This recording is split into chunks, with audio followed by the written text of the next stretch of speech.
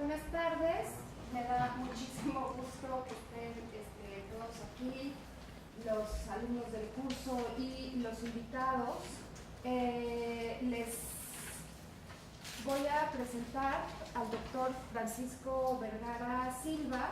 Él es investigador del Instituto de Biología de la UNAM, pertenece al Sistema Nacional de Investigadores. Obtuvo el grado de doctor en Ciencias por la Universidad Nacional Autónoma de México en el 2002, con una tesis sobre morfología sistémica y biología del desarrollo de algunas plantas de la selva lacandona en Chiapas. Entre 2002 y 2005 realizó investigación biológica postdoctoral en la Universidad de Uppsala, Suecia, y en el Museo de Historia Natural y los Jardines Botánicos Reales de Kew en Londres, en el Reino Unido. En 2006 y 2007 hizo también una estancia postdoctoral en el Instituto de Ecología en la ciudad de Jalapa. Desde 2007 participa en el Instituto de Biología en proyectos de investigación sobre taxonomía sistémica y evolución de algunos grupos de plantas en México. Además, desarrolla investigación en historia y filosofía y estudios sociales de la biología y la antropología. Ha publicado alrededor de 30 artículos en revistas indexadas internacionales en inglés y una cantidad similar de contribuciones en libros y revistas publicadas mayoritariamente en español. Actualmente imparte cursos interdisciplinarios sobre biología evolutiva, antropología biológica y ciencias cognitivas, tanto en los posgrados de ciencias biológicas como en el posgrado de filosofía de la ciencia de la UNAM. Es miembro del Seminario de Historia Filosófica y Sociología de la Antropología Mexicana, también del Seminario Permanente sobre Antropología y Evolución, y es miembro de la Red Integra. Actualmente participa en el grupo de trabajo Herencia, Bioética y Biodiversidad del Programa Universitario de Bioética de la UNAM.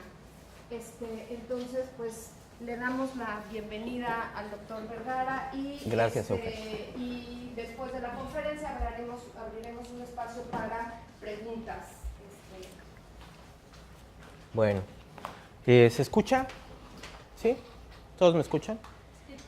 Bien, entonces, esta conferencia que se enmarca dentro del ciclo que se llama El racismo en México, ¿verdad? El ciclo de conferencias que ha preparado Eugenia como una actividad académica relacionada con tu curso y con la Red Integra, ¿no? Efectivamente, esta conferencia forma parte de un ciclo más amplio de conferencias enmarcadas en el curso El racismo en México, y en este caso el doctor Vergara es el segundo conferencista. Va a haber 3 conferencias más a lo largo del mes de septiembre y principios de octubre, al cual están todos cordialísimamente invitados. Muy bien. Entonces, en ese contexto, bueno, creo que si los veo bien, varios de ustedes estaban ayer en la clase que di como parte del curso.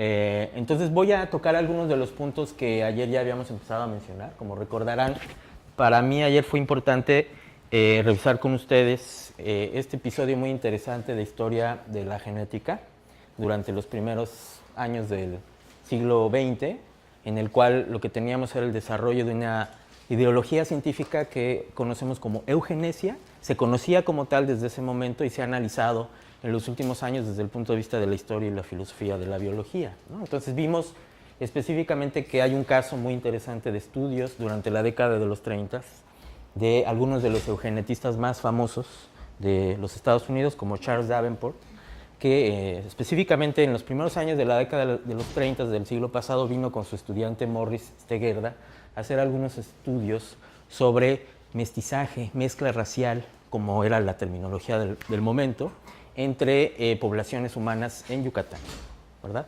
Entonces, esa discusión nos sirvió para ilustrar estas devenires, digamos, de la teoría biológica, sobre todo en temas que tocan de manera muy cercana a asuntos antropológicos, ¿verdad? Entonces, eso fue un punto importante de lo que mencionamos ayer.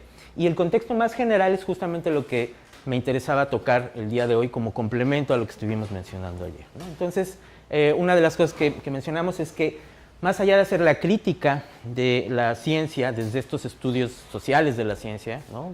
ya lo mencioné, los estudios sobre la historiografía, sobre la epistemología, de las teorías biológicas y de las teorías antropológicas, sobre todo de la antropología física, ¿no? Que están relacionadas. También era importante revisar algunas de las cosas que sabemos, digamos, acerca de la evolución humana, ¿no? Es decir, el estudio desde las humanidades sobre las ciencias es muy importante y al mismo tiempo comprender lo que las ciencias nos dicen es igualmente necesario para llegar a una comprensión de todo este fenómeno de construcción social, de conocimientos científicos sobre lo que somos como especie, ¿verdad? Entonces, para este propósito complementario de revisar alguna información que ustedes también como estudiantes tengan en relación a lo que se sabe y que se considera un conocimiento confiable en este momento del tiempo acerca de ese trayecto evolutivo de la especie humana, me voy a detener en algunas imágenes que considero, pues si no icónicas, sí al menos representativas de este conocimiento, ¿verdad? Entonces, las disciplinas científicas que estaríamos revisando en este caso son sobre todo la paleoantropología, ¿verdad? Que es una disciplina que tiene su origen aproximadamente al mismo tiempo que Carlos Darwin publica sus obras más famosas. Estaríamos hablando de la segunda mitad del siglo XIX, ¿no? Probablemente ustedes han escuchado, ayer ya lo mencionábamos, pero igual lo voy a decir así, han escuchado acerca de los famosos fósiles del Valle de Neandertal. Es una localidad en Alemania. Con ese descubrimiento que se dio de manera prácticamente simultánea a la publicación del origen de las especies, se inaugura, digamos, un estudio de los fósiles humanos, ¿verdad? Entonces, paleoantropología propiamente es lo que representa, es el estudio antropológico de lo antiguo, ¿verdad? El término paleo, el prefijo, paleo, hace referencia a la antigüedad, ¿verdad? Es también interesante recordar que en ese momento, en la historia, digamos, de las actividades intelectuales en Occidente, ni siquiera había un consenso acerca de si la Tierra, por ejemplo, el planeta Tierra, tiene una antigüedad de millones de años o de miles de años, ¿verdad? O sea, estas cosas en un tiempo que parece tan cercano todavía no se dirimían. Entonces, cuando se descubren por primera vez estos huesos fósiles que se bautizaron como del hombre de Neandertal, ¿sí? Había, por ejemplo, controversia acerca de si ese cráneo que tenía estos arcos superciliares muy pronunciados representaba una patología de un ser humano o bien si era efectivamente una criatura diferente, ¿no? Entonces, estos estudios paleoantropológicos tuvieron un gran desarrollo durante esas décadas restantes del siglo XIX y también han tenido, digamos, etapas de avance muy importante durante el siglo XX. En los últimos años ha habido una explosión como probablemente nunca la hubo en el mismo siglo XX, que de hecho fue muy importante en hallazgos, ¿sí? De no solo yacimientos, sino también interpretaciones novedosas de fósiles humanos que con técnicas que actualmente se utilizan probablemente para campos del conocimiento que no tienen directamente que ver con la biología, ese tipos de análisis microscópico de materiales se están aplicando a huesos, ¿no? Y estamos teniendo un conocimiento inusitado que nunca antes había existido de esas características óseas de esos restos fósiles, ¿verdad? Entonces, bueno, con este preámbulo, aquí lo que vemos en esta imagen es una fotografía de uno de los paleoantropólogos más importantes actualmente, es el doctor Bernard Wood, que está en la Universidad George Washington, en los Estados Unidos, y está, bueno, como ven ustedes ahí tiene uno de los fósiles importantes, en este caso es un pithecantropo, ¿sí? Y al lado izquierdo lo que ven es la reconstrucción del pie de Homo habilis, ¿verdad? Entonces aquí lo que vemos es una imagen de una nota que salió hace unos cuantos años cuando se dio la celebración, digamos, del 50 aniversario del descubrimiento de esta especie de homínido, ¿verdad? Homo habilis. Entonces, en ese mismo artículo de comentario que escribió Bernard Wood, se formula la pregunta, ¿quién estaba relacionado con quién? ¿Verdad? Y si me permiten, voy a leer brevemente ese pequeño párrafo que está aquí abajo. Dice, hace 50 años la introducción de Homo habilis desbalanceó, digamos, movió el piso sobre el que estábamos parados en cuanto a nuestros puntos de vista, nuestras perspectivas sobre nuestro género, es decir, el género Homo. Y la clasificación del Homo temprano aún es debatida. Entonces aquí vemos precisamente, ¿no?, algunos de los, aquí sí me atrevería a decir, icónicos fósiles de homínidos, ¿sí?, antecedentes en principio de nuestra especie. Entonces, por un lado está el género Australopithecus, Homo habilis aquí también, el Paranthropo boisei, que era justamente, si se dan cuenta, es el mismo que aparece allí, junto a Bernard Wood, y finalmente algunos de los fósiles ya del género Homo, propiamente dicho, ¿no? Entonces, bueno, aquí lo que vemos es el énfasis en el estudio de la osteología, ¿no?, de los restos craneanos en particular, y en el caso de algunos especímenes, pues algunas partes del esqueleto postcraneano, ¿no?, como por ejemplo allí pies, manos, etcétera, ¿no? Y lo que también es interesante es ver cómo hay una serie de representaciones de las relaciones que en términos modernos diríamos son filogenéticas de todas estas especies, ¿no? Entonces, ustedes vieron el título de mi conferencia es ¿cuál es el significado de la noción de especie y de raza en el evolucionismo bioantropológico contemporáneo? Parece una frase un poquito complicada, podemos irla desmenuzando un poco. Aquí lo que vemos es que en el caso de estos estudios que tienen que ver con biología y tienen que ver con la antropología necesariamente, está involucrada la noción de especie, sin duda, ¿no?, como la conocemos desde Carlos Linneo. Ayer hablábamos un poquito de la importancia que tuvo el trabajo de este naturalista sueco del siglo XVIII. Ya no repetiré demasiado acerca de esos conceptos el día de hoy. Y también está involucrada la noción de variación al interior de las especies, ¿verdad? A fin de cuentas, cuando se da toda esta comparación de restos óseos de estos organismos del pasado, surge siempre la pregunta, que es una pregunta que fue importante para Darwin y ha sido importante para prácticamente todos los biólogos evolutivos que han trabajado después de él en esa tradición. ¿Cómo hacemos para ajustar, digamos, esas características diferentes que tienen un parecido, pero que tienen al mismo tiempo diferencias, dentro de los nombres taxonómicos que en principio lo que definen son entidades que tienen una cohesión interna, ¿verdad? En el pasado de la disciplina biológica, cuando todavía hablábamos de historia natural y teníamos el trabajo de, sobre todo, los taxónomos y los sistématas como Linneo y sus seguidores, digamos, ¿no?, la gente que siguió en esa tradición de investigación. Y lo que se hacía era descripciones de características de los organismos y se tomaban decisiones sobre su nomenclatura y se decía, bueno, esta especie es Homo sapiens o Homo sapiens neanderthalensis, por ejemplo, que fue una de las discusiones específicas al respecto de la relación entre esos neandertales y los sapiens en sentido estricto. Allí, por ejemplo, al poner ese apellido adicional, sapiens sapiens o sapiens neanderthalensis, se estaba hablando de una categoría taxonómica que conocemos como subespecie, ¿verdad?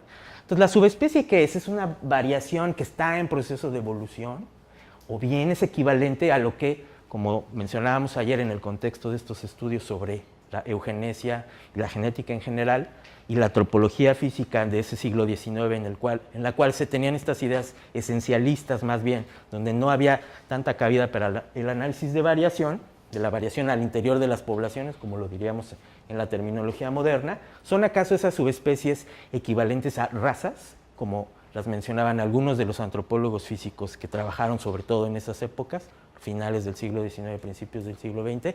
Esa es, digamos, la pregunta fundamental que me interesaba que discutiéramos el día de hoy. Si bien es un formato de conferencia, me interesa poner cosas sobre la mesa para que luego las podamos discutir, ¿no? También para seguir contribuyendo a los propósitos específicos, pues, del curso, por supuesto, y del ciclo de conferencias, ¿no? Bien. Entonces, ahora voy a pasar a mostrarles, esta es la fotografía de la portada del libro de Agustín Fuentes, Biological Anthropology, Es un libro de texto de antropología biológica contemporáneo.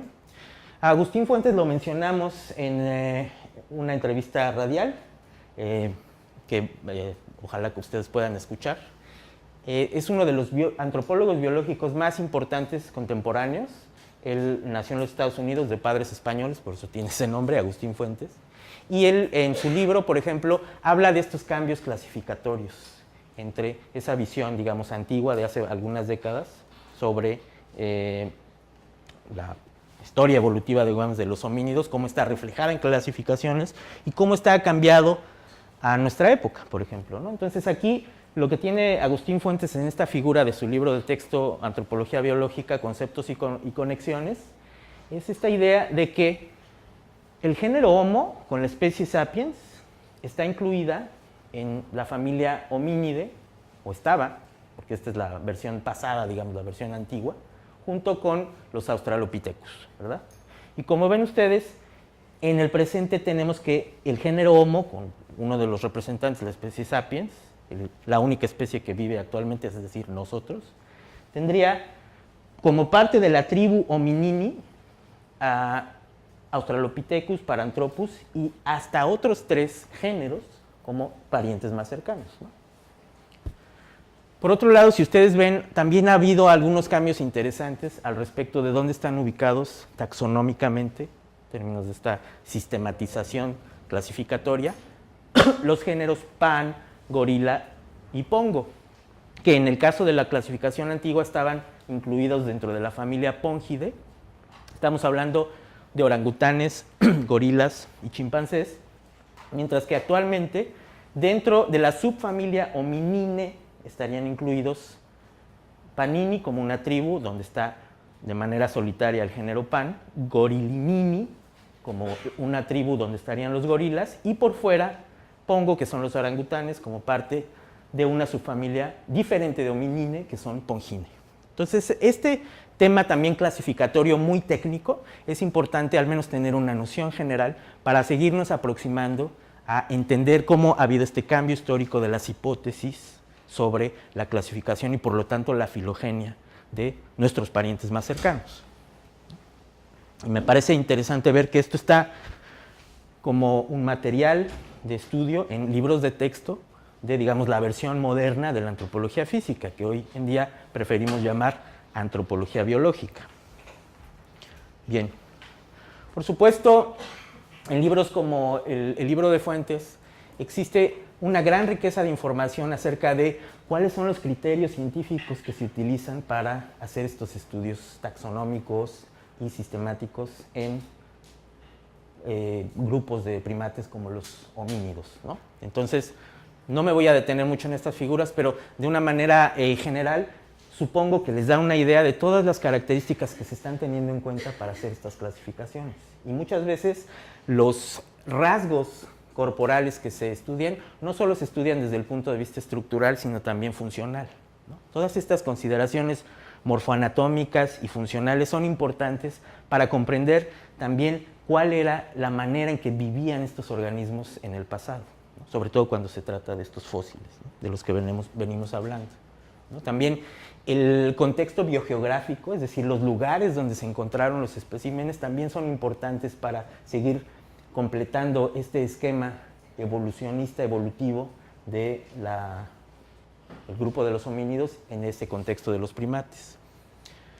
Hay, por supuesto, como parte de esto que mencionaba hace rato, algunos de fósiles que no pertenecen directamente al género Homo, pero sí están, digamos, de manera genérica dentro de los homínidos, que han sido muy llamativos, digamos, para los mismos investigadores y también para los medios de comunicación o revistas de divulgación científica, por ejemplo, que a veces se interesan en los temas, ¿no? Entonces, por ejemplo, este es el caso del género Ardipithecus, uno de los géneros más recientemente descritos de homínidos.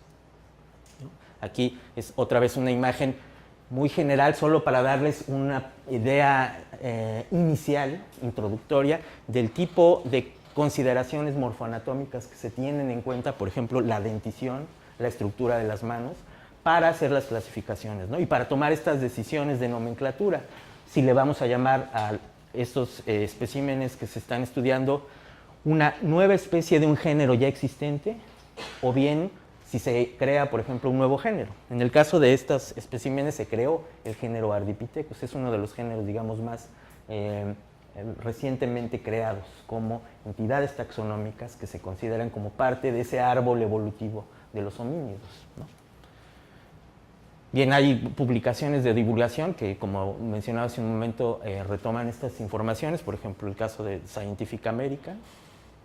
Y bueno, hay todo tipo de variaciones, digamos, de cómo se dibujan estas relaciones entre los homínidos ancestrales, y algunos de ellos probablemente no necesariamente ancestrales a Homo sapiens, pero simplemente parientes cercanos, ¿no? Entonces, otra vez son dos esquemas que entrañan hipótesis diferentes del ancestro común, digamos, de Homo sapiens con algunos de los otros homínidos que se han venido descubriendo. No nos da tiempo de entrar en los detalles, pero sí me parece importante mostrarles a través de estas imágenes que hay también controversia acerca de esas relaciones filogenéticas, ¿no? Y esto tiene que ver con que a veces los investigadores ponen un énfasis relativamente mayor o menor en cierto aspecto de la morfología, de la anatomía, de las inferencias funcionales, ¿no? Entonces es un campo muy vivo, es un campo que se está moviendo constantemente, y aunque se trata de fósiles totalmente inertes, en realidad lo que se puede decir sobre ellos es cada vez más complejo y cada vez más interesante, ¿no?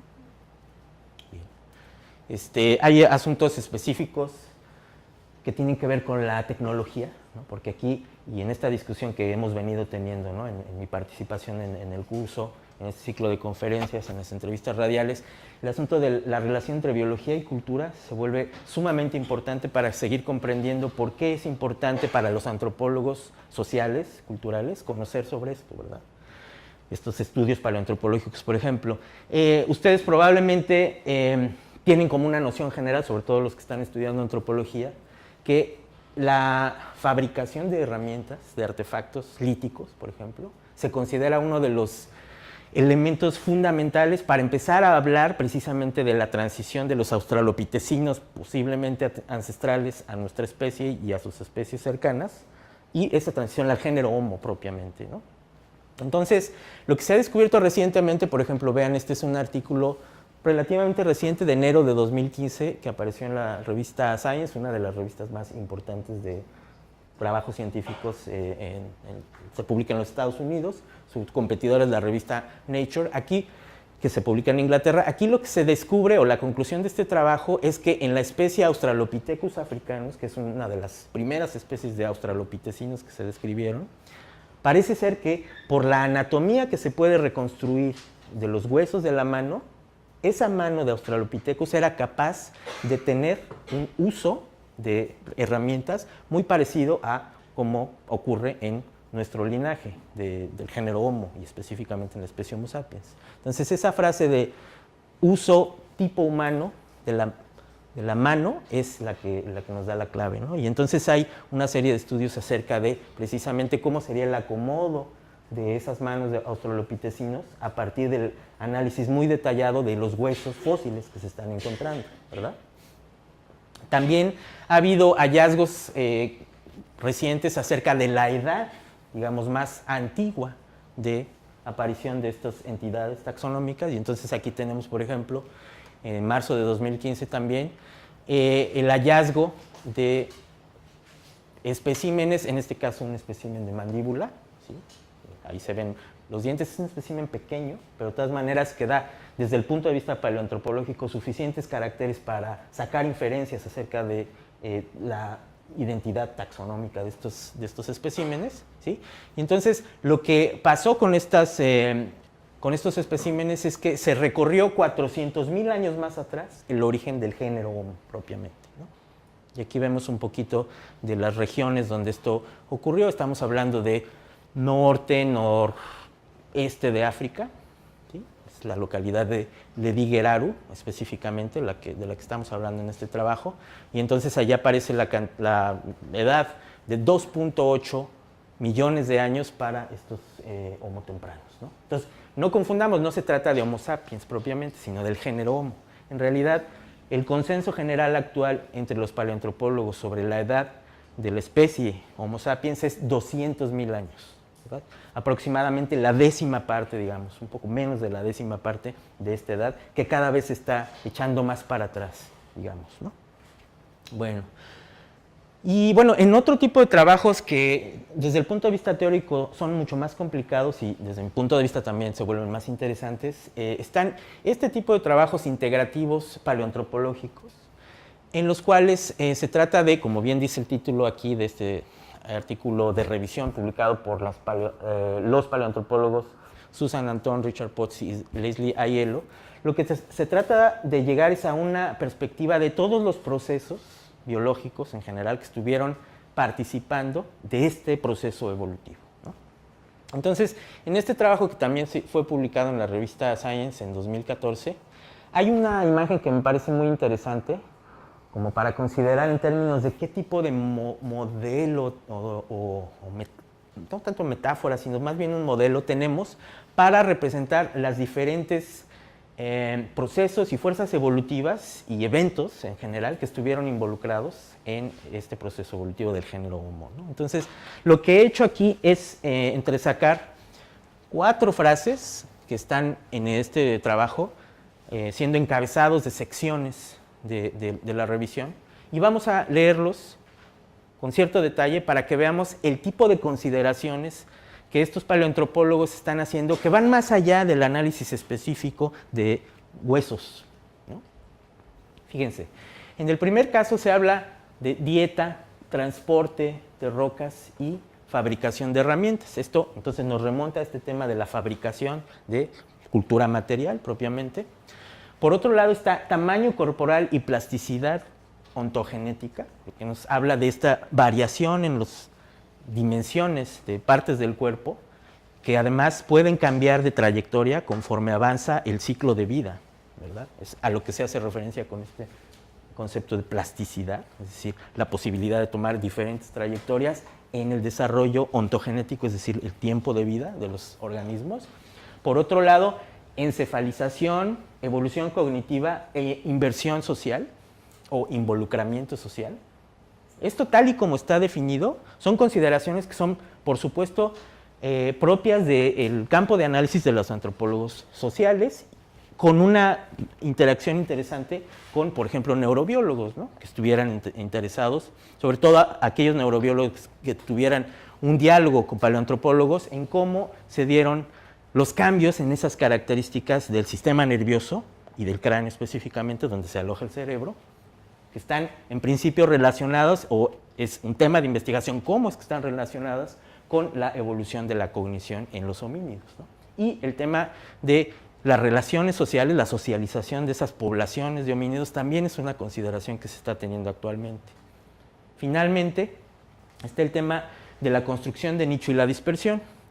En la entrevista radial a la que los estoy invitando a escuchar, hay algunas partes que dialogamos con la entrevistadora que tienen que ver con este concepto de teoría de construcción de nicho o específicamente construcción de nicho. Yo mencionaba que la construcción de nicho hoy en día, entre los teóricos de la biología evolutiva que están tratando de hacer evolucionar, digamos, transformar conceptualmente a la biología evolutiva, se está considerando que sería la fuerza evolutiva más importante junto con la selección natural, que está, digamos, complementando la manera en que se relacionan los organismos y el ambiente, ¿no? Tradicionalmente a la selección natural la comprendemos desde Darwin y por supuesto también con el trabajo de los biólogos que durante el siglo XX trabajaron aquello que se conoce como síntesis evolutiva o síntesis moderna. En ese contexto de investigación se consideraba que la selección natural es esa fuerza evolutiva que va, digamos, del ambiente a los organismos y que moldea las características, sobre todo adaptativas, de los organismos. La selección natural es propiamente lo que lleva a las adaptaciones en los organismos. Y no se consideraba qué tipo de interacción podría existir al revés, es decir, en el sentido contrario, de los organismos sobre el ambiente. Entonces resulta que esta noción de construcción de nicho es la que en principio mejor reflejaría esa influencia que también los organismos pueden tener sobre el ambiente, como constructores de nicho, que a su vez crea entonces un bucle de retroalimentación en el cual las fuerzas de selección natural están cambiando constantemente al mismo tiempo que está cambiando la influencia de los mismos organismos sobre ese ambiente selectivo. Entonces, en el caso de estas visiones sintéticas integrativas de la paleoantropología contemporánea, lo que vemos es que todas estas consideraciones, incluyendo entonces esta importante concepción de la construcción de nicho, están participando en tratar de llegar a una visión un poco más sofisticada de lo que hemos tenido a lo largo del siglo XX sobre cómo evolucionaron los homínidos y, por lo tanto, también cómo evolucionó nuestra especie. Entonces, lo que se genera en ese contexto teórico son esquemas como este, ¿no? Como ustedes pueden ver aquí, lo que tenemos representado en el eje izquierdo es una edad de estos organismos en millones de años, entonces vamos de 4 a 3 a 2 a 1 millón de años hasta el presente, y la interacción entre una serie de elementos, eventos, procesos que están ocurriendo en el ámbito de la morfología y la variación de esos organismos, y por otro lado, el ámbito de la conducta y la ecología, ¿verdad? Entonces, se hace esa diferenciación, en principio, entre los dos ámbitos de procesos y eventos de la evolución de los homínidos, y luego se pone a jugar la temporalidad que obtenemos del registro fósil mismo, en este caso directo y en este caso inferido, es decir, indirecto como por una inferencia, puede ser una deducción, puede ser una inducción. Y aquí están inclusive marcados las temporalidades de los fósiles más tempranos de diferentes entidades. Entonces, este tipo de esquemas es la manera en que hoy en día se está tratando de hacer esta síntesis acerca del conocimiento paleoantropológico para tratar de llegar a conclusiones mucho más sólidas acerca de cómo se dio la evolución de los homínidos, ¿no? Entonces, bueno, en el caso de esta breve, o no sé qué tan breve, bueno, llevamos como 20 minutos, ¿verdad?, de la conferencia. Lo que he tratado entonces, como decía al principio, es de darles una perspectiva general acerca de cómo se hace esta ciencia actualmente, ¿no? Y ahora sí, puede ser que podamos regresar a algunas de las preguntas iniciales que teníamos el día de ayer en la sesión, ¿no? Que tenían que ver con, bueno, cómo se relaciona todo esto con el tema de racismo, cómo se relaciona todo esto con la manera en que la genética se ha desarrollado a lo largo del siglo XX, y sobre todo, algo que también me parece muy interesante, cómo se relaciona esto con lo que en el contexto de la conversación que teníamos ayer es el estado actual de otro campo de investigación que también es muy importante, sobre todo porque está en los medios de comunicación y sigue formando parte, digamos, de ese contexto a partir del cual solemos pensar en la base biológica de lo cultural, que es la genómica, ¿verdad? Tengo la impresión de que hace un par de semanas que estuvo el doctor Carlos López Beltrán aquí, algo se habló de eso, ¿verdad? Por los estudios que ha realizado Carlos en la UNAM, él como filósofo e historiador de la biología que es, se ha dedicado en los últimos años a interactuar con, por ejemplo, antropólogos que hacen etnografía de laboratorio, ¿verdad? Entonces ellos han estado estudiando desde hace algún tiempo cómo se han dado estos desarrollos de proyectos científicos en México acerca de la variación en el genoma de diversas poblaciones en México, ¿verdad? Entonces, probablemente les contó de estos estudios etnográficos de la ciencia que se hicieron sobre el proyecto del mapeo o mapa del genoma mestizo mexicano, que se realizó en el INMEGEN hace algún tiempo. Yo participé, de hecho, por un tiempo en ese proyecto de análisis etnográfico e histórico de estos proyectos, de esta variación humana en México, ¿no? Entonces, por ejemplo, en ese contexto de esos hallazgos, una de las preguntas de investigación era la noción de mestizo que está involucrada en ese proyecto corresponde a las nociones racializadas, es decir, esencialistas que se tenían en la época de la eugenesia, ¿no? Esa es una pregunta de investigación que se tenía en ese proyecto historiográfico y etnográfico, y al mismo tiempo es interesante ver cómo los estudiantes, por ejemplo, que participaban en esa colecta de datos o generación de datos, incluso a nivel de bioinformática, estaban pensando precisamente el uso, el origen, la potencialidad explicativa de esos términos, ¿verdad? Entonces, en el caso de lo que yo contaba hace un rato que discutimos ayer en clase, acerca de estos estudios en Yucatán en particular, donde todavía no se tenía un conocimiento de la estructura química del ADN, por ejemplo, y se hacían estos estudios en función de una noción de gen que era más bien abstracta, es decir, se suponía que hay un material hereditario, ¿sí?, que pasa de padres a hijos y asimismo puede rastrearse como pasa en linajes de ancestros y descendientes, por ejemplo, poblaciones que pudieron haber vivido en la colonia con respecto al tiempo contemporáneo. Esto lo podemos ubicar, creo, perfectamente en el caso de Yucatán o algunas otras regiones mexicanas, ¿sí? Lo interesante era preguntarse, bueno, ahora que tenemos todo este conocimiento muy profuso, muy detallado de esa variación a nivel del DNA, ¿cómo regresamos a interpretar eso que se decía en ese momento, ¿no? Es decir, lo que sabemos hoy de la variación genómica nos permite seguir pensando en esos términos de razas y de grupos humanos que, por caracterizarse por algunas variantes que tienen frecuencias relativas mayores o menores, relativamente mayores o menores, por eso podemos sustentar el punto de vista de que efectivamente hay grupos diferentes, ¿no? Esa es la pregunta fundamental, digamos, que estaría detrás de estas investigaciones, ¿no? Entonces, en este momento me gustaría como abrir un poco la mesa para que ustedes mismos, con alguna opinión al respecto, pudieran conducir hacia dónde nos podemos ir con esta respuesta. Entonces, ¿cuál es el punto de vista que ustedes tienen acerca de hasta qué punto en el momento presente, con la información genómica que tenemos, es posible hablar de diferencias, digamos, básicas entre poblaciones humanas que nos permitieran, por ejemplo, de manera válida utilizar la noción de raza, por ejemplo, o alguna noción similar? ¿La noción, por ejemplo, de población es equivalente a raza o no lo es? ¿O es diferente? La noción de ancestría biogeográfica, por ejemplo, que también se usa mucho en genómica, ¿cómo juega, digamos, un papel? ¿Es sustituto? ¿Es un sinónimo que oculta, digamos, todavía un pensamiento racial en la actualidad? ¿O bien ya es una noción nueva, científica, que tiene un mejor sustento? A ver, por favor.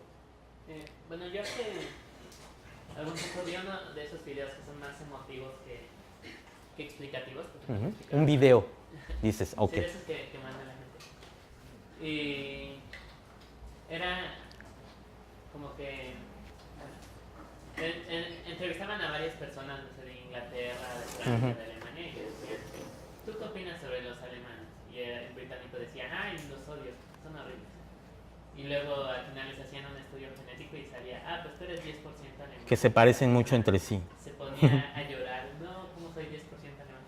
Pero yo lo que me pregunto ¿es posible así que te digan, eres 10% alemán? ¿Y qué significa eso? ¿Quién define claro. qué significa ser alemán? Muy bien. ¿Alguien más quiere contribuir en ese mismo sentido? Sí se está viendo la imagen, ¿verdad? Perfecto. Les preguntaría algo adicional mientras siguen pensando en estas preguntas.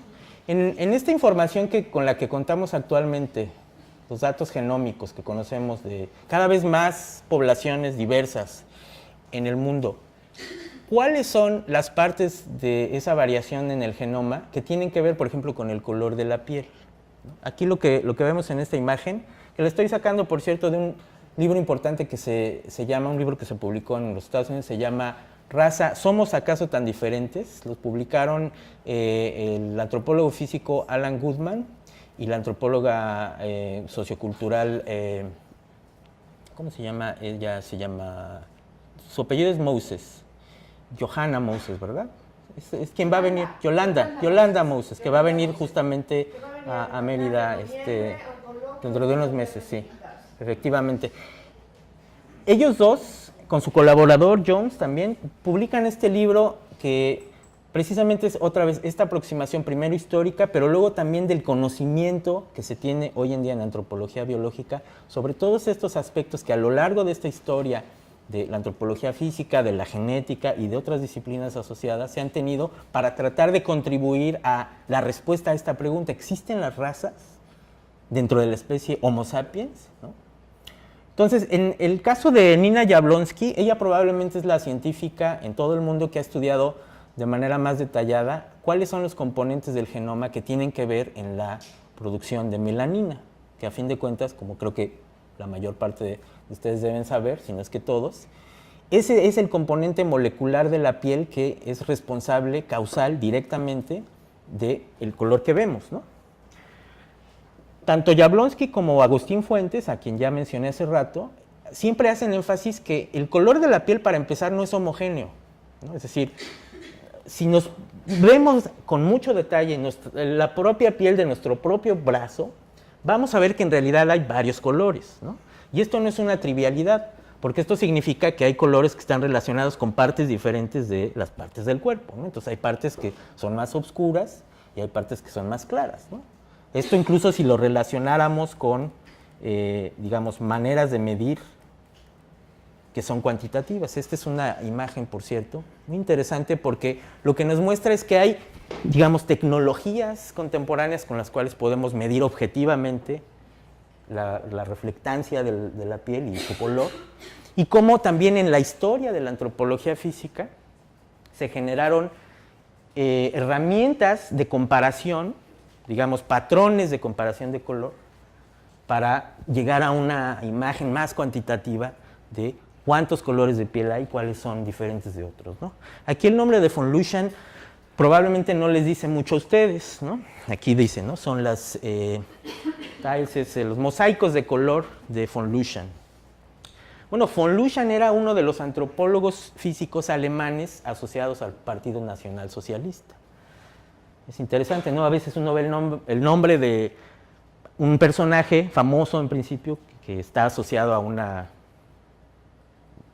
instrumento, a una base de datos de referencia, lo que sea. En este caso sabemos que era justamente en el proyecto antropofísico racista de la Alemania nazi que se crearon estas herramientas, ¿no? Entonces es interesante, hay una dualidad, hay una tensión, sobre todo cuando lo vemos desde el punto de vista de la historia de la ciencia, entre los recursos de estudio científico y sus significados políticos, ¿no? Eso también me parece algo importante de discutir con ustedes.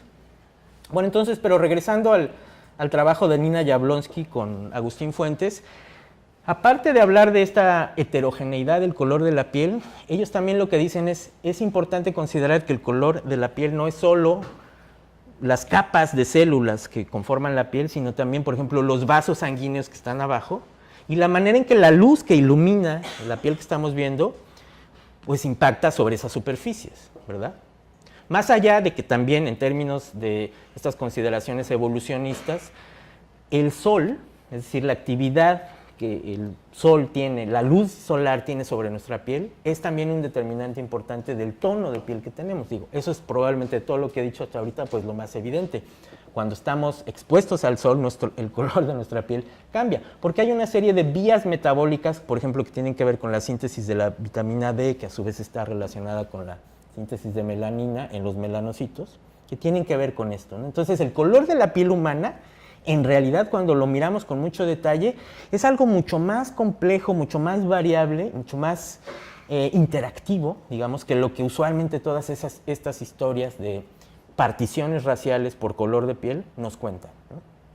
Entonces, este es el conocimiento científico, diríamos, contemporáneo, que creo yo, sí nos permite empezar a romper esa puerta, digamos, que a veces es invisible, ¿no? Que nos mantiene en una concepción y a veces que hacemos poco consciente de incluso nuestra propia calificación, nuestra propia clasificación de la variación humana que observamos. No solo en un contexto académico, escolar, etcétera, sino en la calle, en la cotidianidad de nuestras vidas, ¿no? Cuando estamos en el transporte público, cuando vamos de viaje a otros lugares, etcétera, ¿no? Entonces, en este mismo libro, me parecía interesante mostrarles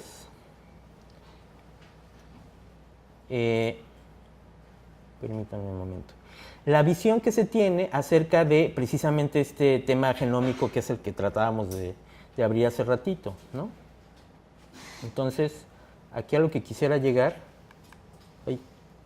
Se escapa el cursor, es a las representaciones de la variación genética que han existido, digamos, de una manera muy, muy esquemática a lo largo del tiempo. Yo creo que se va a ver mejor en la versión más ampliada.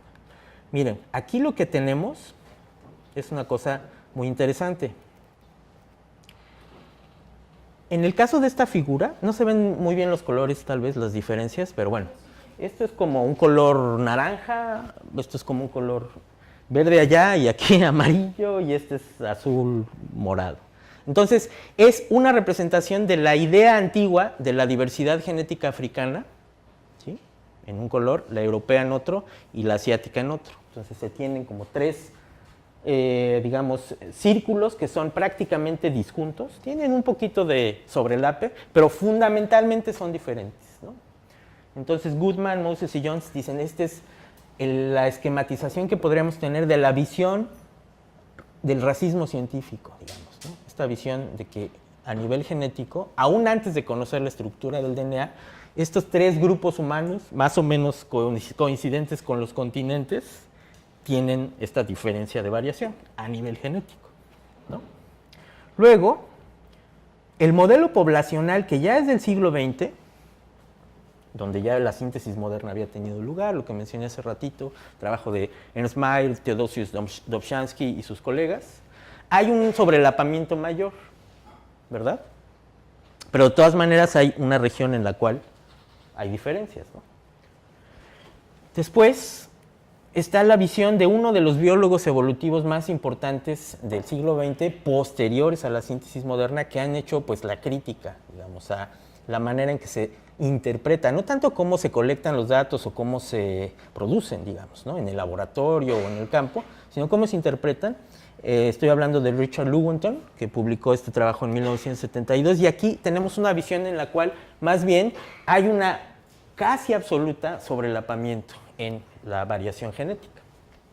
Pero esa no es la última versión. En realidad, la última versión que está, esta es una foto de Lewontin, por cierto, fue entrevistado para el libro. La última imagen, pues es la más importante, ¿no?, en términos de lo que estamos tratando de hacer en la sesión de hoy. Esta lo que muestra es lo siguiente. Si se dan cuenta, aquí lo que tenemos es que uno de los tres círculos es más grande que otro. Y ese círculo que es más grande es el círculo que corresponde a la diversidad genética africana. Esto, por cierto, tiene que ver de manera importante con el hecho de que, como Darwin lo había propuesto, prácticamente lo había predicho, la especie humana se originó, es decir, Homo sapiens se originó en África. Ya habíamos hace rato, ¿no?, en el dato de la antigüedad del fósil más antiguo del género Homo, era africano, y también Homo sapiens se mantuvo en esa región del planeta Tierra, y de ahí salieron, digamos, las migraciones, ¿no?, a todos los continentes, incluyendo al continente americano. Aquí otra vez me voy a permitir darles la palabra a ustedes, porque esta es pues una pregunta importante de que ustedes la contesten. ¿Qué es lo que ven de curioso en esta representación de la diversidad genética humana, es decir, de toda la especie, con respecto a dónde estamos ubicados nosotros? Hay tres grupos, ¿no? Lo vamos a volver a repetir: África, Europa y Asia. Son más o menos las masas continentales que pues todos conocemos, ¿no? ¿Qué falta, digamos, allí? Desde nuestro punto de vista, esa es la pista que podría darles. Sí, nuevamente, ¿cómo te llamas? Jorge. Jorge. Pues yo diría que los americanos tal vez guardan mucha relación con los asiáticos. Exacto. Bueno, ya contestaste, ya nos mencionaste en una sola frase qué es lo que está faltando y cuál será la respuesta de por qué en realidad no hay una falta. Efectivamente, desde este punto de vista, las poblaciones americanas, que a veces los científicos llaman amerindias, y bueno, desde otros puntos de vista disciplinares llamamos pues, pueblos indígenas americanos, esa variación genética estaría incluida en la variación asiática. Esto es muy interesante, siempre lo discuto, siempre que hay oportunidad. Nosotros en nuestra vida contemporánea, globalizada y demás que experimentamos todos los días, cuando vemos, por ejemplo, los productos tecnológicos fabricados en China, siempre tenemos como esta visión de extrañeza y de algo muy ajeno, ¿no? Es decir, China, como esa entidad sociopolítica contemporánea, está muy lejos geográficamente y no tenemos nada que ver con ellos. Bueno, pues desde el punto de vista de la genética, analizado en estos términos, Pues esto no es así. En realidad, si hay alguna conexión genealógica de nosotros, sea parcial, sea como sea, ¿no? Puede ser muy variable en cada uno de nosotros, depende de la historia familiar de cada uno de nosotros. Pero en principio, si la mayor parte de la gente que habita México actualmente tiene alguna conexión genealógica con las poblaciones amerindias que vivían aquí antes de la llegada de colonos europeos en el siglo XVI, bueno, XV en realidad, empezaron a llegar y en el XVI, sobre todo en lo que conocemos hoy en día como México, llegaron en mucha mayor cantidad. Eso significa que estamos conectados con las poblaciones asiáticas, que también, por cierto, han tenido un desarrollo y una transformación en términos genéticos, así como sociales, culturales, cognitivos, etcétera, ¿no? Entonces es muy interesante como un fenómeno social, digamos, de nuestra propia sociedad, que nunca ha habido ningún discurso en nuestro país que nos haga entender que finalmente es muy probable, es prácticamente seguro afirmar que los primeros pobladores de América pues tenían un origen asiático y que por lo tanto, como vemos aquí, desde este punto de vista científico, analítico, pues nuestra conexión más importante no es con Europa o con África. También hay una conexión con Europa y con África, por supuesto, pero la principal, la más inmediata, genealógicamente hablando, es con poblaciones de Asia. Obviamente no son con los chinos o los coreanos o los japoneses actuales, pero sí son con las poblaciones que también hace varios miles de años vivían allí. Ese fue el lugar de donde migraron las primeras poblaciones humanas que habitaron el continente americano, que por supuesto pues no se llamaba continente americano en su momento, ¿no? Efectivamente, como sabemos parcialmente, la gran diversidad de lenguas amerindias que existen hoy y que existieron en el pasado tuvieron diferentes nombres para esas regiones, ¿verdad? Ahora sí, ¿me puedes dar tu nombre? Valeria. Valeria. Sí, bueno, ahorita que mencionabas lo de que nos es muy lejano como nuestra relación genética con China, me acordé de un ejemplo de un libro que se llama Armas, Gérmenes y Acero, de un biólogo que se llama Jared Diamond. Y entonces, por ejemplo, él dedica un capítulo a resolver la pregunta de quiénes son los japoneses. Entonces dice como, tanto actualmente como desde hace muchísimos años, los japoneses y los coreanos tienen una rivalidad muy fuerte y como que hubo una invasión de Japón a Corea. Y entonces, por ejemplo, en ese capítulo él habla de cómo en realidad los japoneses provienen de una población coreana que emigró como que miles de años atrás. Y entonces, pero dice, como, ¿qué pasaría si los japoneses y los coreanos conocieran como de esta unidad genética que, pues, que como que los une a ambos y que a fin de cuentas, pues, tienen una historia en común, ¿no? Cuando como que culturalmente y políticamente como que hay una rivalidad muy fuerte. Pienso que tu comentario tiene mucha relación con el comentario de tu compañero, ¿no? Es decir, las identidades contemporáneas, socioculturales, políticas, ¿cómo están relacionadas con esa historia genealógica, genética, que también la podemos ver asimismo en la morfología humana, ¿verdad? O sea, también el cuerpo, ya hablábamos de la piel, podríamos seguir hablando del cráneo y de las otras características medibles del cuerpo, como la longitud de los brazos y de las manos, y etcétera. ¿Cómo se relaciona esa diversidad humana, lo que estos autores de este libro llaman la variación biológica humana, con esas identidades sociales y culturales? Esa precisamente es una de las preguntas que, diría yo, forman parte de lo más importante que tratamos de responder en esta contribución desde nuestro grupo temático en la Red Integra en el contexto de los materiales y actividades académicas que ha estado organizando Eugenia, ¿no? Es decir, la pregunta general, muy sencilla, aparentemente, ¿cuál es la relación entre biología y cultura? ¿No? Cultura y naturaleza, crianza y naturaleza. Hay muchas versiones, digamos, alternas de esa misma pregunta. Una de las maneras, digamos, un poco más detalladas que podríamos reformular la pregunta es esta, ¿no? Entonces, en el caso, por ejemplo, de lo que mencionas sobre Jared Diamond, pues ahí vemos claramente, ¿no? Es decir, lo que hoy conocemos como esas fronteras sociales, políticas, culturales, no necesariamente reflejan lo que en el pasado de esas poblaciones definió pues esa transición entre las características pues, biológicas y culturales, ¿no? Es decir, el mundo de hoy no es necesariamente, como está organizado sociopolíticamente, culturalmente, no necesariamente es la mejor guía para entender el mundo del pasado, ¿no? Entonces esto probablemente sea como una aproximación alternativa a cómo entendemos los datos de la genética, por ejemplo, ¿no? ¿Cómo le hacemos para hacerlos entrar en relación, digamos, ¿no? Con otros datos de otras disciplinas, ¿no? Entonces, he venido repitiendo este tema de esta perspectiva interdisciplinaria es, de entrada, la perspectiva investigativa más importante que podemos tener para seguirnos aproximando a estas preguntas de qué significa la diferencia genética humana, lo que tradicionalmente llamábamos razas, ¿no?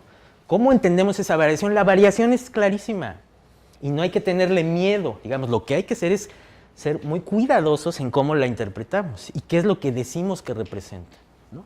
Lo mismo podríamos decir, por cierto, de la variación lingüística, ¿eh? Hay también ese mismo tipo de consideraciones que hace Diamond al respecto de pues, cómo están distribuidas las lenguas en el mundo. También de eso hay una cantidad de datos enorme, ¿no? Por cierto, en México, y también siempre que tengo oportunidad lo menciono, hay toda una tradición de investigación, metodológica incluso diríamos, de cómo estudiar la evolución de las lenguas, ¿no? Esto fue iniciado sobre todo por un lingüista de origen norteamericano que vino a vivir a México en la primera mitad del siglo XX, Murray Swadesh, que adoptó el nombre de Mauricio ya cuando estuvo aquí en México. Justamente este científico, este lingüista, inventó, y curiosamente basado en los estudios que en su tiempo se hacían sobre el decaimiento radiactivo de elementos, o sea, cosas que hacían los físicos, a él se le ocurrió que a lo mejor podía medirse una tasa de cambio de las lenguas.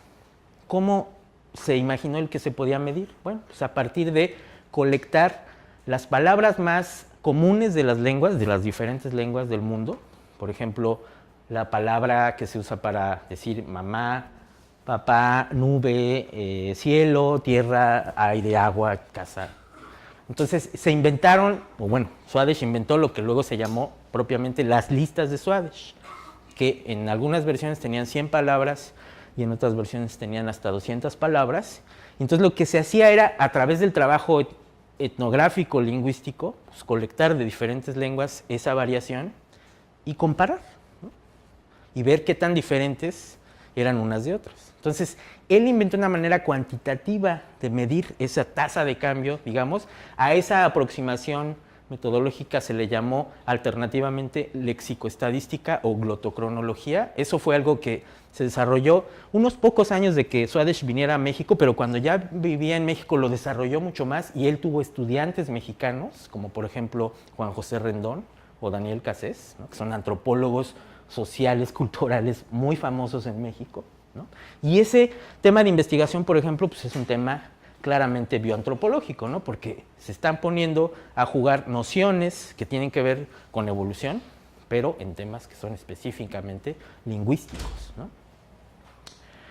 Bueno, entonces, otra cosa que les quería mencionar, probablemente ya para cerrar con los temas de mi presentación de hoy, es algo que parecerá un poco alejado de lo que les he estado mencionando hasta ahorita, pero que en realidad termina llevándonos, creo yo, a los mismos problemas de investigación que hemos venido mencionando, ¿no?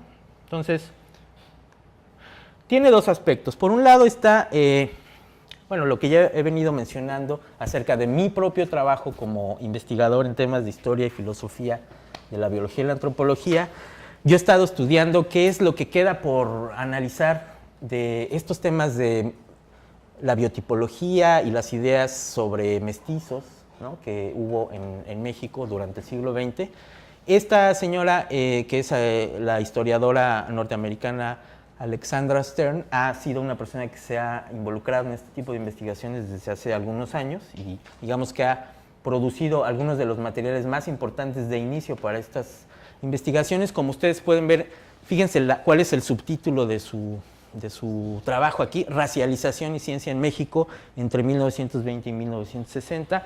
Se hace todo este análisis de los contextos sociales, culturales, políticos, históricos, de pues, construcción de este proyecto nacionalista, donde el mestizo, la nación de mestizo se ponía como al centro, ¿no? Lo más importante era tratar de crear una nación donde la mayor parte, si no es que toda la población, se autoidentificara como mestiza para que no hubiera todas estas diferencias y problemas sociales entre estos diferentes grupos, ¿no? Entonces yo lo que he hecho es estudiar pues algunos materiales que ella y algunos otros investigadores todavía no habían tocado, digamos, de una manera detallada. Entonces viendo todos estos trabajos de biotipología que se publicaron durante esas épocas y tratando de analizar críticamente cómo estaban otra vez jugando estas nociones de raza o de variación humana en general, cómo se estaban aproximando, digamos, cuantitativamente esta medición, ¿no? Ahí vemos algunas de las aproximaciones estadísticas, ¿no? que estaban en estos trabajos y este tipo de toma de datos fotográfica que siempre era muy característica, ¿no? Hubo trabajos, por ejemplo, en Oaxaca, sobre los zapotecos, que hay que seguir estudiando. Vean en este trabajo que fue publicado, de hecho, por la UNAM, en el Instituto de Investigaciones Sociales, y que tenía un capítulo específico llamado Estudio Biotipológico. Todo este tipo de información es el tipo de información que he estado analizando también y he utilizado como punto de partida algunas contribuciones de historiadores de la antropología física en otros países, como es el caso del libro de esta historiadora norteamericana, también Alice Conklin, que hizo este trabajo muy detallado, muy interesante, sobre cómo cambió todo este conjunto de ideas de la antropología física en Francia en particular, ¿no?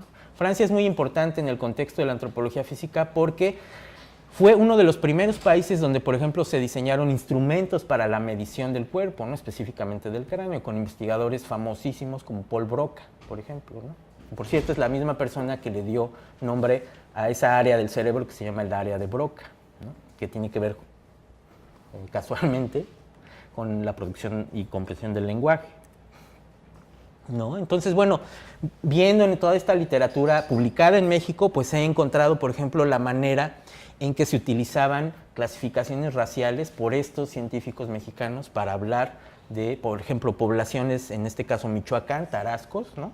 Este es trabajo de antropología social propiamente, ¿no? Pero hay una serie de contextos de esa antropología física de corte racista, racialista, ¿no? Entonces es muy interesante ver, esto fue en los 40 cuando se publicó. Si se dan cuenta, esto fue publicado por la SEP, ¿no? Entonces es muy interesante ver cómo nuestras instituciones estaban involucradas en el fomento, ¿no? de estas investigaciones.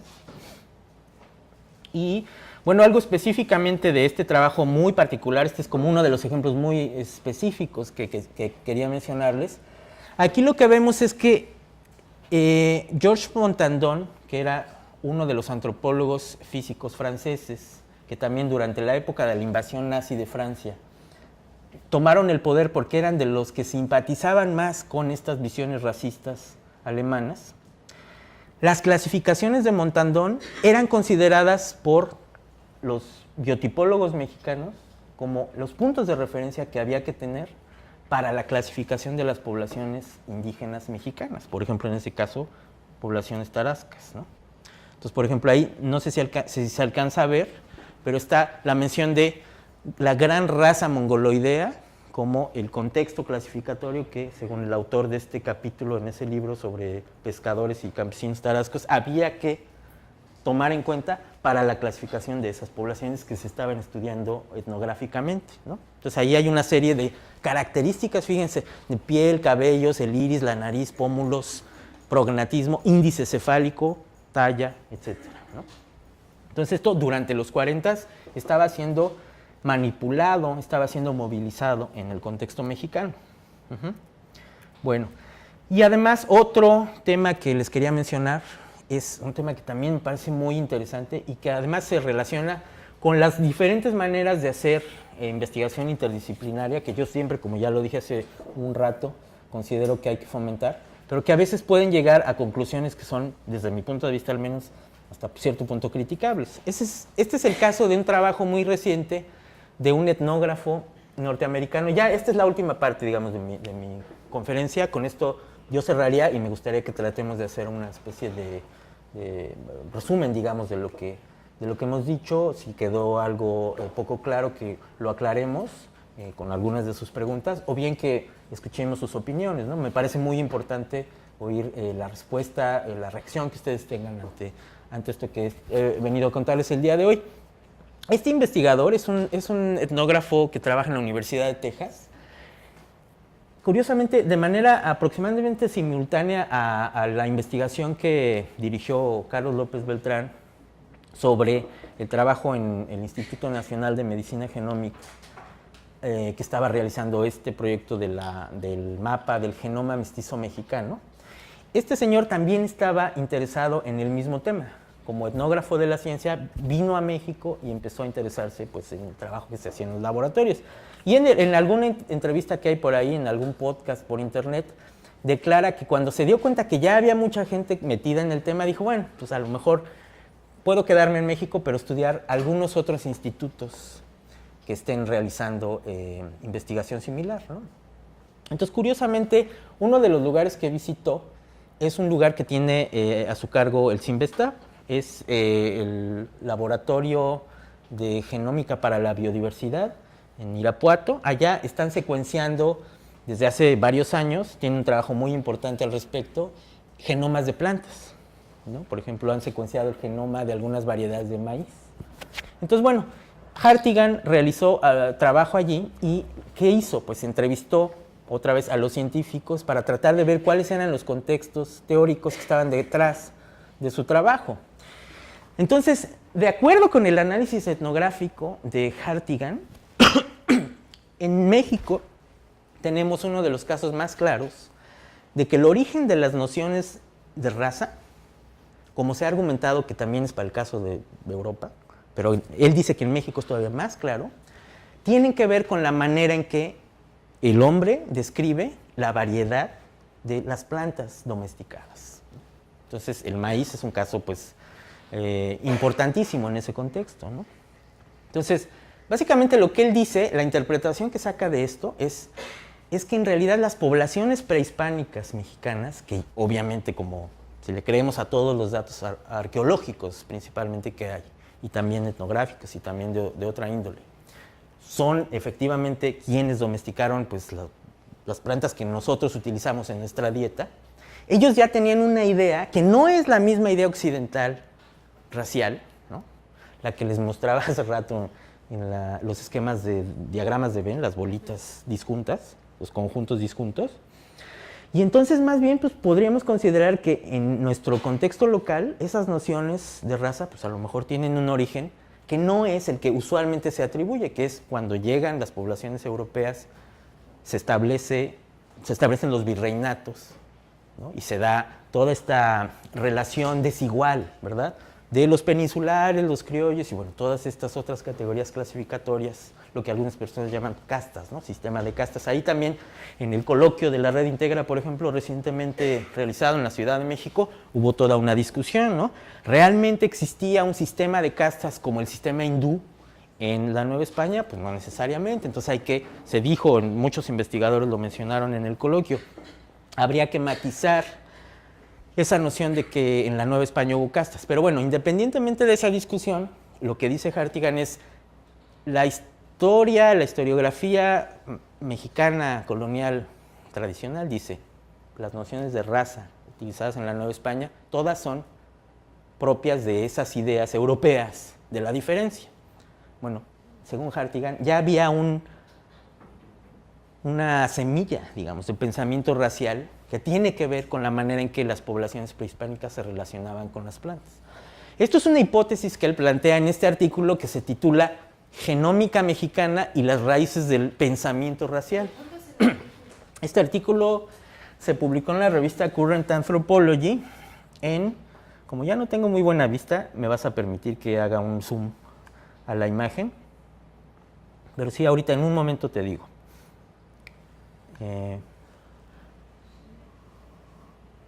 Se publicó en 2013, es muy reciente.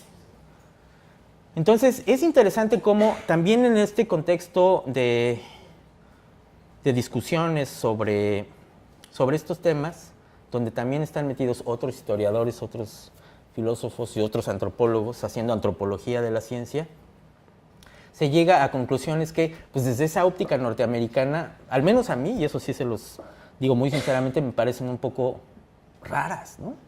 Que podríamos sin duda someter a crítica, ¿no? Y entonces, pues aquí voy a dejar la conferencia. Es otro de los contextos en los que creo que es interesante seguir pensando en cómo se mueven estas nociones de especie y raza, porque aquí las razas de las que estaríamos hablando, pues no son necesariamente las razas de humanos, entre comillas, sino más bien las razas de plantas en esa relación de domesticación por parte de los humanos. Tal vez pueda cerrar con esta imagen, fíjense, ahora que lo pienso, puede ser conveniente.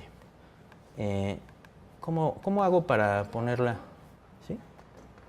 Ah, con este, ¿verdad? No quiero. Ah, es este. Sí.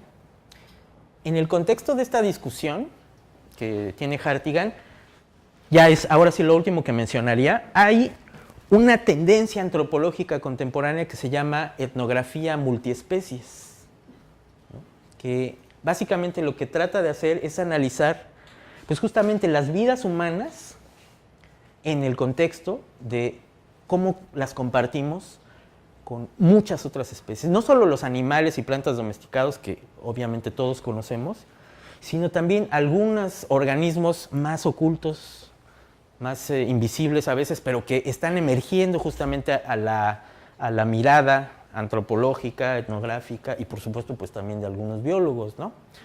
Me parece que el caso más simple que podríamos mencionar es el de lo que se ha dado en llamar recientemente el microbioma o la microbiota, ¿no? O sea, el conjunto de bacterias que viven alojadas en, sobre todo, el tracto digestivo, pero no solo allí, de pues, cualquier mamífero y en particular de nosotros, ¿no? Ha habido toda una serie de discusiones y hallazgos y interpretaciones recientes acerca de, por ejemplo, cómo el que tengamos pues millones, literalmente millones de bacterias en nuestro tracto digestivo y en otras partes del cuerpo, afecta, influencia incluso nuestro estado de ánimo, nuestro carácter y una serie de funciones que podrían incluso reducirse a lo bioquímico, fisiológico, ¿no? Es decir, a veces pareciera que ciertos cambios en el estado fisiológico de un cuerpo humano están relacionados con esa dinámica interactiva de esas bacterias con pues, el resto del cuerpo, ¿no? Entonces, aquí estas nociones de especie y raza incluso se ven limitadas, ¿no? Para la descripción de esa complejidad de lo biocultural de lo humano, digamos, ese aspecto interactivo, relacional, intrínseco pues, a nuestra vida, ¿no? Entonces, ya con esto cerraría, simplemente para volver a recordar, efectivamente, no solo tenemos en la red, en estos grupos de investigación que estamos constituyendo, interdisciplinarios, donde pues estamos algunos biólogos, historiadores, están los antropólogos socioculturales, están sociólogos, está todo tipo de profesionistas interesados en estos problemas. No solo mencionar que es importante, es interesante hacer este tipo de investigación, sino también que pues a veces desde el punto de vista de algunas de estas visiones hay también material para el debate, ¿no? Y que no necesariamente nos vamos a mover a una visión monolítica de cómo es la complejidad de lo humano, cómo se constituyen las identidades considerando lo biológico y lo cultural de manera relacional, sino que puede haber también diferentes interpretaciones de esto. A veces, dependiendo de dónde están situados los investigadores, se dan diferentes puntos de vista y que pues para México y para nuestros contextos locales, pues es importante considerar esto y seguir participando en una discusión académica, digamos, siempre respetuosa de las diferencias, porque finalmente todos los estudios sobre racismo a eso tratan de ir, ¿no? A tener una apreciación lo más juiciosa posible de lo diferente para estar en equidad, ¿no? Yo creo que también ese espíritu, digamos, de cómo analizar estas investigaciones es importante tenerlo en cuenta, ¿no? Entonces, bueno, yo creo que ya con esto podríamos cerrar y, bueno, pero antes de terminar, o sea, cerraría de mi parte, pues sí me gustaría, como dije hace unos minutos, escuchar unas reacciones complementarias de parte de ustedes.